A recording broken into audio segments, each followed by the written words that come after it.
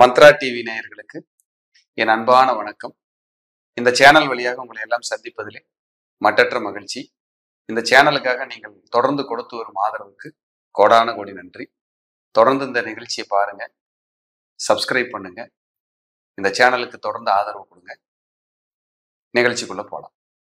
இன்னைக்கு பார்க்க இருக்கிற தலைப்பு ஜூன் மாதம் 2024க்கான ராசி பலன்கள். ஜூன் மாதம் எப்படி இருக்கு உங்களுக்கு அப்படின்னு பார்க்க போறோம். மிதுனம் காலச்சக்கரத்துக்கு 3வது ராசி, ஒரு காற்று ராசி, ரகசியத்தை தக்க வைக்க முடியாத ராசி. எதுனாலும் ஓப்பன் டாக், ஓப்பனா பேசினா தான் நிம்மதியா இருக்கும். சொல்லலைன்னா தலை வெடிச்சிடும். அப்படியான ராசி மிதுனம். மிதுன ராசி, மிதுன லக்னம், ரெண்டு பேர்த்துக்கும் இந்த இது பொருந்தும். இந்த ஜூன் மாசம் எப்படி இருக்குங்கிறத நம்ம பார்த்துருக்கோம். யதார்த்தமா இருப்பாங்க லைஃப்ல. யாருக்காகவும் என்னோட பிரைவசியை நான் விட்டு கொடுக்க தயாரா இல்லைங்கிற ராசி மிதுனம், மிதுன லக்னம், மிதுன ராசிக்காரங்க அப்படின்னு ஒரு கணக்கு. இந்த மாதம் ஜூன் மாதம் எப்படி இருக்கும்? முதல்ல உங்க ராசிநாதன் யாரு? புதன். அவர் 12ல இருக்காரு, 4 குடையவர். அப்ப 4ங்கிறது தாயார், லக்னம்ங்கிறது நீங்க. கண்டிப்பா 12ஆம் இடத்துக்கு வீண் விரயமும் மருத்துவ செலவும் வீண் அலைச்சலும் இருக்கும். கொஞ்சம் கவனம். சொத்துக்களை விற்கிறேன், வாகனத்தை மாத்திரங்கிறவங்களுக்கு இது சூப்பர் பீரியடு, செஞ்சுக்கலாம், அருமையாக இருக்கிறது. 2ஆம் அதிபதி சந்திரன், அவர் 2 நாளைக்கு ஒரு தடவை மாறிக்கிட்டே இருப்பாரு. ஓகே, இந்த மாசம் வருமானம் அப்படிங்கிறது ஒன்றும் தப்பு வராது. 3ஆம் அதிபதி 12ல இருக்காரு. 3ங்கிறது முயற்சி. உங்க முயற்சி கொஞ்சம் அதிகரிக்கும். அதுக்காக மெனக்கெடணும், தூக்கம் கெடணும், ஓடணும் அப்படின்னு சொல்றது. 3ங்கிறது அணிகலன்கள், ஜுவல்ஸ், சின்ன சின்ன அணிகலன்கள். அதை விற்கிறது, மாத்துறது, மாத்தி எடுக்கிற வேலை வரும், அது செய்வீங்க. 3ங்கிறது பத்திரம், டாக்குமெண்ட்.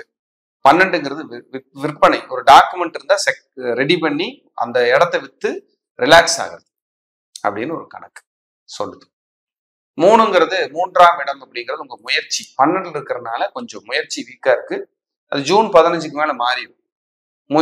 அதாவது முயற்சி ஸ்தானாதிபதி ராசிக்கோ லக்னத்துக்கோ வந்துடுறாரு. இது மிதுன லக்னத்துக்கும் ராசிக்குமே பொருந்தும். 4ல கேது இருக்கிறதுனால உடல் சோர்வு, மனசோர்வு, ஹெல்த் ஏதோ டிஸ்டர்ப், இருதய பயம், மனசுக்குள்ள ஏதாவது பேக் பெயின், வயிறு தொந்தரவு, இந்த மாதிரி பெண்களா இருந்தாலும் ஆண்களா இருந்தாலும் ஏதோ ஒரு டிஸ்டர்ப். படிக்கிற குழந்தைகளா இருந்தா கொஞ்சம் மெனக்கெட்டு படிக்க வைக்கும் ஜூன்ல. இல்ல அவங்களுக்காக கரியருக்காக ஏதாவது முடிவு எடுக்கிறேன், இடம் மாத்துறேன், கொஞ்சம் லாங்கா போறோம் வர்றோம் அப்படின்னா அதுக்கான வாய்ப்பு இருக்கு. குழந்தை பிறப்புக்கான ஒரு ட்ரீட்மெண்ட் எடுக்கணும் சார். மிதுனம், நாங்க ரொம்ப நாளா குழந்தை இல்லாம இருக்கோம்னா இப்ப ட்ரீட்மெண்ட் எடுத்தா குழந்தை கிடைக்கும். அதுக்கான காலமா பார்க்கப்படுது. பூர்வீக சொத்து வித்தரலாமா சார்? விற்கணும், எங்களுக்கு அது வித்தாதான் கொஞ்சம் ரிலாக்ஸ் ஆக முடியும்னா விற்கலாம், அது சொல்லுது. குழந்தை ஹெல்த் இஷ்யூஸ் வராம கீழே மேல விழுகாம பாத்துக்கணும் குழந்தைகளை, அது ரொம்ப ரொம்ப முக்கியம் அப்படிங்கிறது. உங்க மகனுக்கோ மகளுக்கோ தந்தைக்கும் தாய்க்கும் உள்ள அந்த குழந்தைகளுக்கும் அப்பா அம்மாவுகளுக்கான கருத்து வேறுபாடுகள் கொஞ்சம் அதிகரிக்கும். கவனம். அவங்களால மனவேதனை, அழுகிறது, மனசு கஷ்டப்படுறது, காயப்படுறது, இந்த மாதிரி எல்லாம் எட்டி பார்க்கும். இதெல்லாம் இல்லாம கொஞ்சம் நிதானிச்சு பொறுமையா பேசி போய்க்குங்க. ஏன்னா உங்க ராசிநாதன் யாரு கூட போய் உட்கார்ந்துருக்காருன்னா பாதகாதிபதியோட. உங்க லக்னாதிபதியும் வச்சுக்கோங்க, மிதுனம் புதன் பாதகாதிபதியோட. அதே போல உங்களுக்கு 3ஆம் அதிபதியோட, 5ஆம் அதிபதி 12ஆம் அதிபதியோட இப்படி சேர்ந்து உட்கார்ந்துருக்காரு.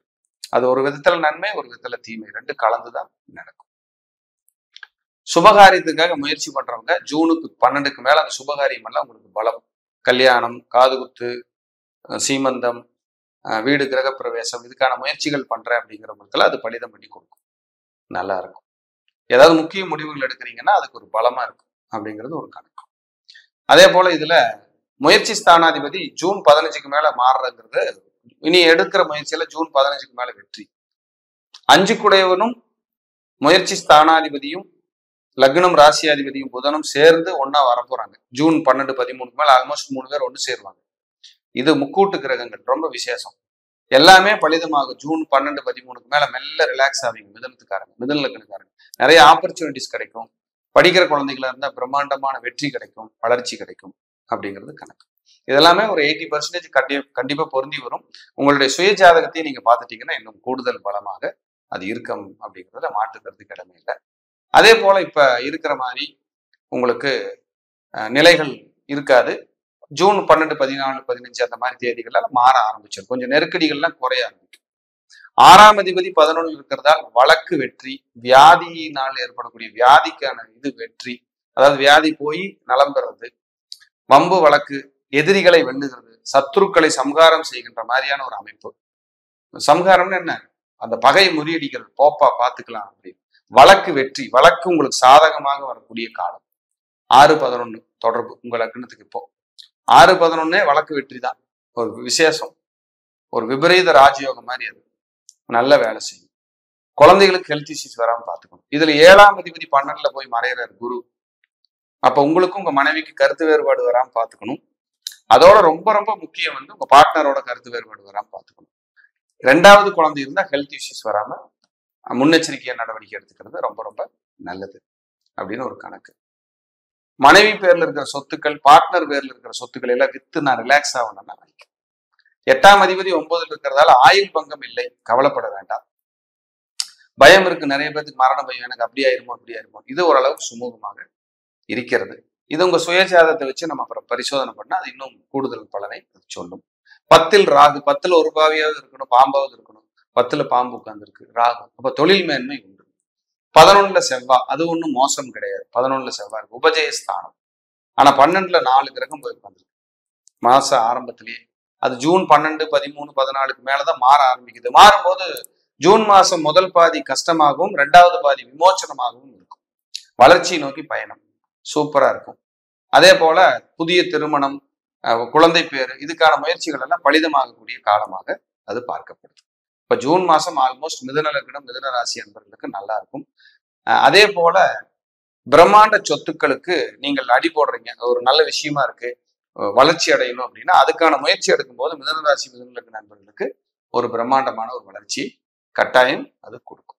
12ஆம் இடத்துல 4 கிரகம் இருக்கிறதால நிறைய வெளியூர் போறது, வெளிநாடு போறது, பயணம் பண்றது, கும்பாபிஷேகத்துக்கு முன்னாடி நிக்கிறது, இந்த கும்பாபிஷேகத்துக்காக ஏதாவது பண்றது, 2வது தொழிலை ஊக்குவிக்கலாம்ங்கிற எண்ணம் எல்லாம் இந்த மிதுன லக்னம், மிதுன ராசிக்கு இப்ப அதிகமா வரும்.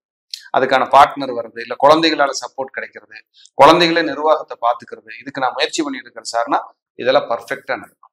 ஒரு புதிய யுத்தியை உங்களுக்கு ஜூன் 12க்கு மேல் கிரகங்கள் கொடுக்க தயாராக இருக்கிறது. பெற்றுக்கொள்ள நீங்கள் தயாராக இருந்தால் ஜூன் 12க்கு மேல் இந்த ஜூன் மாதம் நிச்சயமாக ஒரு மாற்றத்தை கொடுக்கும்.